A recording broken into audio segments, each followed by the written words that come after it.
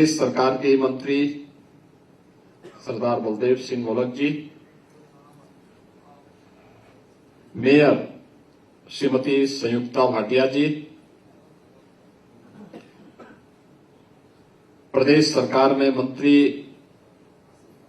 श्री गिरीश चंद यादव जी,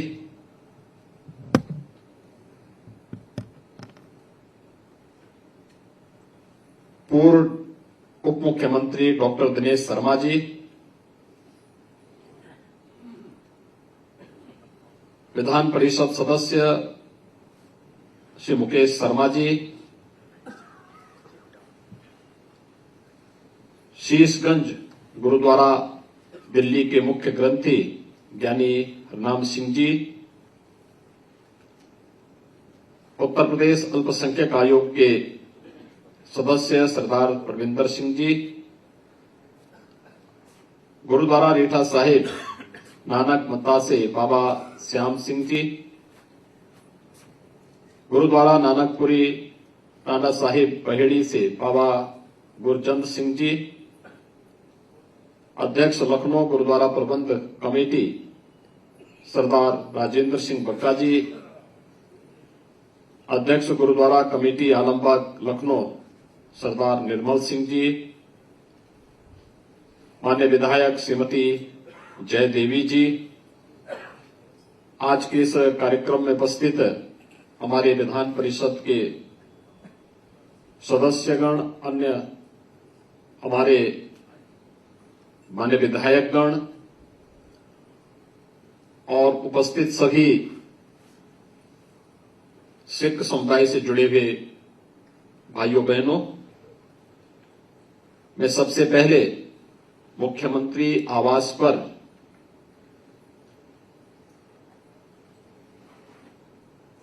गुरु साहब की यात्रा यहां पर आई है, मैं इसके लिए आप सबका हृदय से अभिनंदन करता हूं।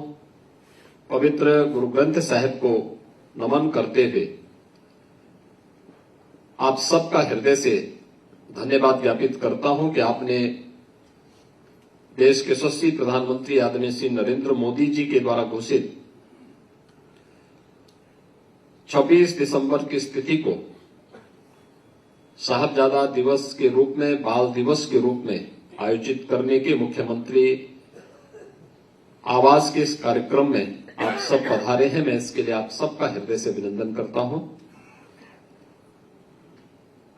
मेरे लिए और हम सब के लिए यह दिन सिख गुरुओं के प्रति और गुरु गोविंद सिंह जी महाराज के 4 साहबजादों के बलिदान के प्रति कृतज्ञता ज्ञापित करने का भी एक अवसर है।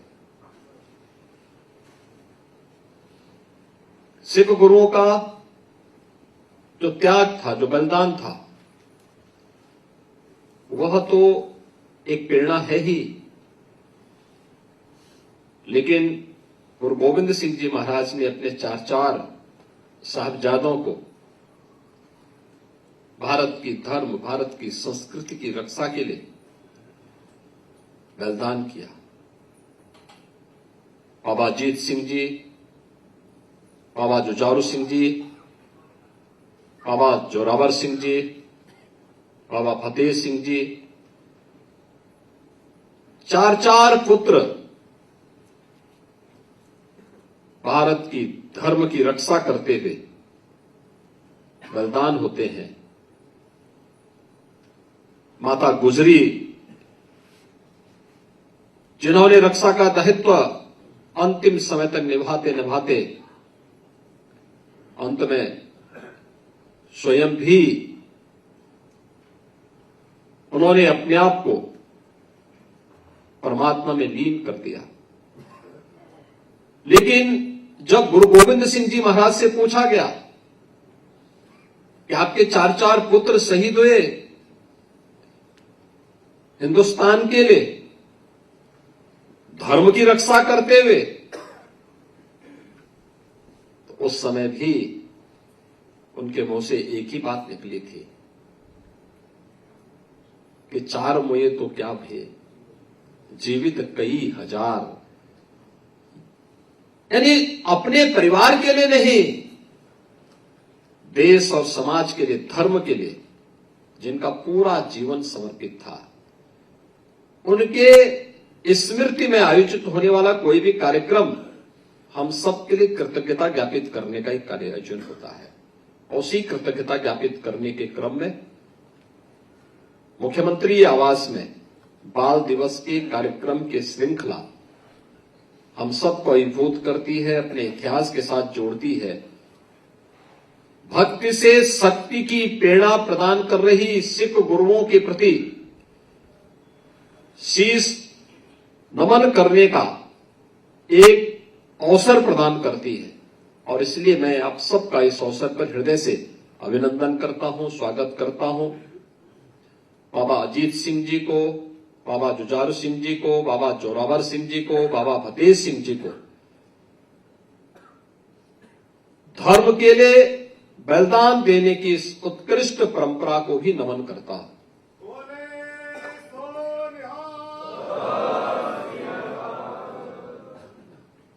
मुझे प्रसन्नता है कि भारत के इस गौरवशाली इतिहास को अब पुस्तक में सचित्र उपलब्ध कराने का कार्य भी प्रारंभ हो गया है। मैंने विगत वर्ष भी इस बात का अनुरोध किया था कि हम बताएंगे ही नहीं तो पीढ़ी तो भूल जाएगी, लोग भूल जाएंगे। बाबा अजीत सिंह कौन थे, बाबा जुझारू सिंह कौन थे, क्या उम्र थी उस समय, बाबा जोरावर सिंह क्या उम्र थी, बाबा फतेह सिंह एक नन्हा सा बालक, लेकिन अपने धर्म के पद से विचलित नहीं होना है, दुश्मन के सामने सिर नहीं झुकाना है, धर्म के पद का अनुसरण करना है।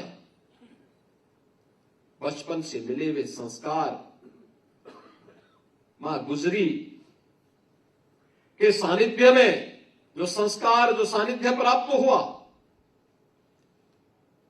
दो पुत्र युद्ध भूमि में वीर गति को प्राप्त होते हैं। बाबा जोरावर सिंह और बाबा फतेह सिंह दीवारों में चिन लिए जाते हैं, लेकिन कहीं उफ तक नहीं करते। धर्म की रक्षा करनी है, और अब वही बलिदान की प्रेरणा हम सबको आज भी विपरीत परिस्थितियों में जूझने की एक नई प्रेरणा प्रदान करता है। भाइयों बहनों, ये सच है, जब भी हिंदुस्तान के ऊपर संकट आया है, कौन नहीं जानता है कि पश्चिम से आने वाले किसी भी हमले को रोकने के लिए पंजाब हमेशा एक दीवार बनकर के खड़ा होता रहा है। और मैं तो अभी देख रहा था तवांग की घटना को लेकर के 9 दिसंबर के दिन मैंने पूछा, मैंने कहा भी वहां पे ऐसी स्थितियां थी, कैसे वहां पर भारतीय सेना बहुत चीन पर हावी होगी। तो बताया गया कि वहां पे हमारे सिख रेजिमेंट से जुड़े हुए जवान थे, एक एक जवान 2-2 चीनियों को अपने दबाता था और फिर उनकी कायदे से तोड़ाई करके फिर वहां से भेजता था।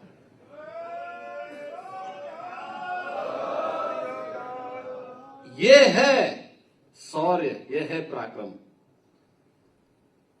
और मुझे लगता है कि हम सबको इस परंपरा को आगे बढ़ाने के लिए जिस भी स्तर पर प्रयास हो सकते हैं, उस पर हम सबको सामूहिक रूप से अपना योगदान देना चाहिए, क्योंकि ये तो अपनी परंपरा के प्रति, अपने पूर्वजों के प्रति एक कृतज्ञता ज्ञापित करने का एक अवसर हम सबको प्राप्त होता है।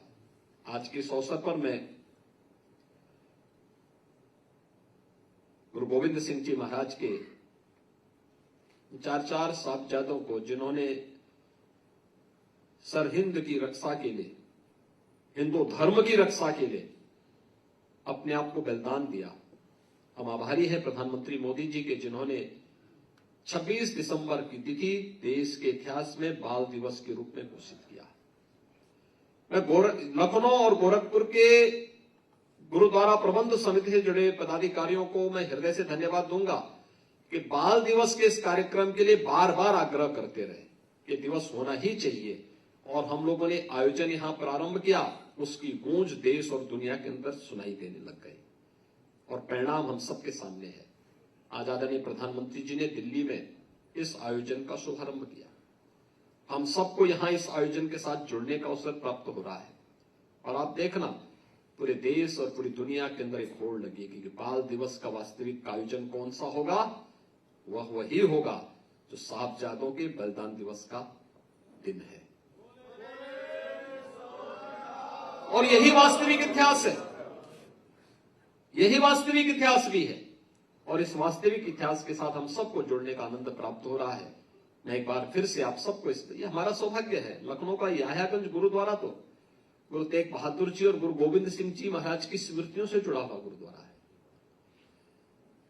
उत्तर प्रदेश के अंदर मैंने संस्कृति विभाग से इस बारे में कहा है कि गुरु परंपरा से जुड़े हुए उन गुरुद्वारों को चिन्हित करें, उनकी कनेक्टिविटी को, उनके आसपास के क्षेत्र को सुंदरीकरण और उसके विस्तार के लिए क्या कार्यक्रम बन सकते हैं। हमें एक ठोस कार्य योजना बनानी चाहिए, उस कार्यक्रम को आगे बढ़ाना चाहिए। नगर निगम ने यहां पर पार्क की स्थापना के लिए जो कार्यक्रम किए हैं, उससे जुड़ी हुई जो भी समस्या होगी, सरदार बलदेव सिंह मोलक जी यहां पर हैं,